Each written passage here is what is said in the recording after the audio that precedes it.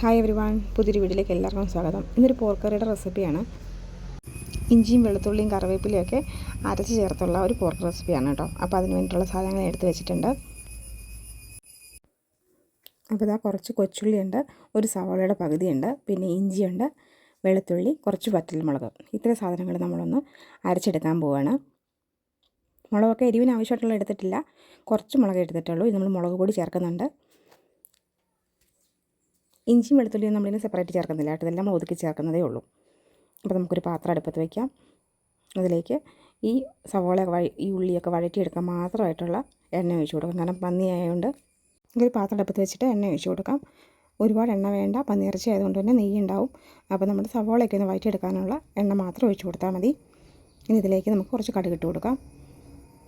കടുക് പൊട്ടിക്കഴിയുമ്പോൾ ഒരു നുള്ള് പെരിഞ്ജീരകപ്പൊടിയുണ്ട്, അത് ചേർത്താൽ മതി.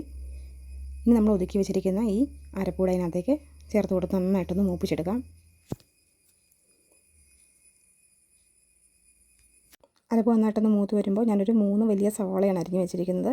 അതുകൂടെ ചേർത്ത് നന്നായിട്ടൊന്ന് വഴറ്റിയെടുക്കാം കേട്ടോ.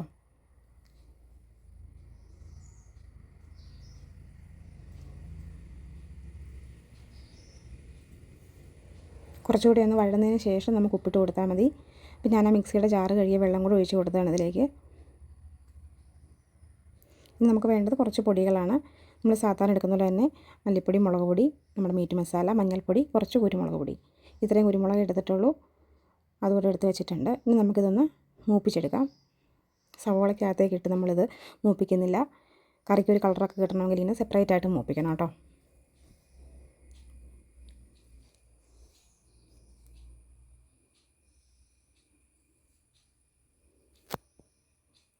അപ്പോൾ നമ്മുടെ സവാളയൊക്കെ നന്നായിട്ട് വഴന്ന് വന്നിട്ടുണ്ട്. ഇനി ഇതിലേക്ക് ആവശ്യമായ ഉപ്പ് ചേർക്കാം.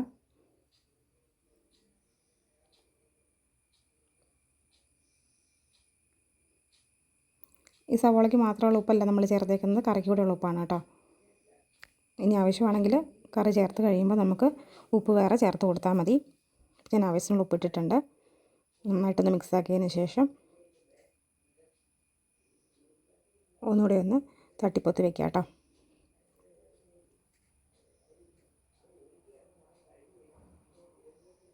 ഇനി ഇതിലേക്ക് നമ്മൾ മൂപ്പിച്ച് വെച്ചിരിക്കുന്ന നമ്മുടെ പൊടികളെല്ലാം ചേർത്ത് കൊടുത്ത് ഒന്നുകൂടെ ഒന്ന് ഇളക്കിയെടുക്കാം.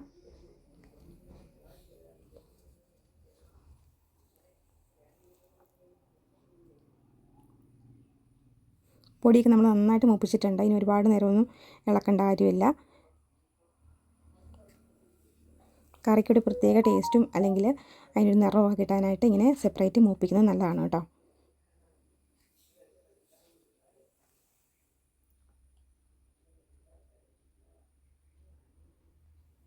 ഇനി ഇതിലേക്ക് നമ്മൾ കഴുകി വാരി വെച്ചിരിക്കുന്ന നമ്മുടെ പോർക്ക് ഇട്ട് കൊടുക്കാം. ഇനി അരപ്പെല്ലാം ശരിക്കും എല്ലായിടത്തും ഒന്ന് പറ്റുന്ന പോലെ നന്നായിട്ടൊന്നുകൂടി ഒന്ന് ഇളക്കി കൊടുക്കാം.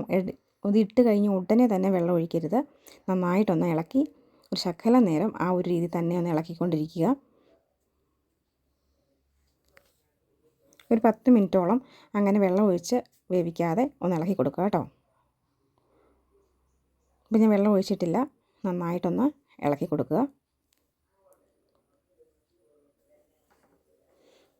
ഇനി നമ്മളിതിലേക്ക് ഇത് വേവാൻ ആവശ്യമായ വെള്ളം കൂടെ ഒഴിച്ച് മൂടി വെച്ച് വേവിക്കുകയാണ് കേട്ടോ. 2 മണിക്കൂറെങ്കിലും കുറഞ്ഞത് ഇറച്ചിയൊക്കെ നമ്മൾ വേവിച്ച് ഉപയോഗിക്കുക കേട്ടോ. ഇടയ്ക്കിടയ്ക്കൊന്ന് എടുത്ത് ഇളക്കി കൊടുത്താൽ മതി. നന്നായി നമ്മുടെ ഇറച്ചിയൊക്കെ നന്നായിട്ട് വെന്ത് വരട്ടെ. തിള കയറിയിട്ടുണ്ട്, അപ്പോൾ ഞാനത് മൂടി വെക്കുകയാണ്.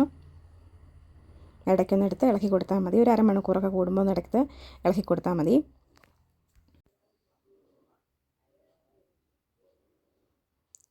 അപ്പോൾ നമ്മുടെ കറി ഇവിടെ റെഡി ആയിട്ടുണ്ട് കേട്ടോ. ഏകദേശം 1.25 മണിക്കൂറോളം ഇത് ഇങ്ങനെ ഇരുന്ന് വെന്തതാണ്.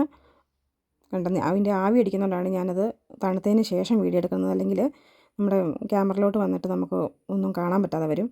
അപ്പോൾ ഞാനത് തണുത്ത് ആറിയതിന് ശേഷമാണ് കേട്ടോ വീഡിയോ എടുക്കുന്നത്.